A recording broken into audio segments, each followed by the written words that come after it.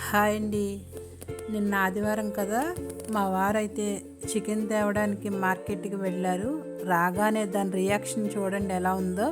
Chicken తెచ్చినా రొయ్యలు తెచ్చినా దాని రియాక్షన్ అయితే మారిపోతుంది.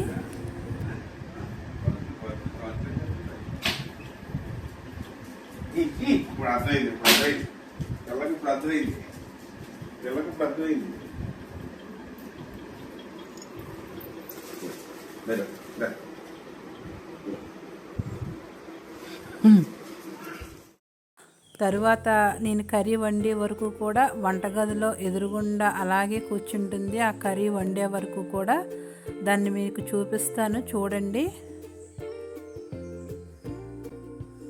ఎలా కూర్చుందో చూసారు కదా. చికెన్ వండినా, రొయ్యలు వండినా, మటన్ వండినా అలా గుమ్మం కిచెన్ ఎదురుగుండా కూర్చొని చూస్తుంది.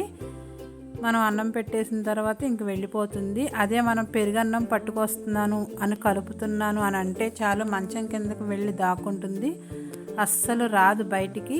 బలవంతంగా తీసుకొచ్చి అన్నం తినిపిస్తాము. ఇంకా కర్రీ అవగానే అన్నం పెట్టాను, చూడండి వీడియో లాస్ట్ వరకు.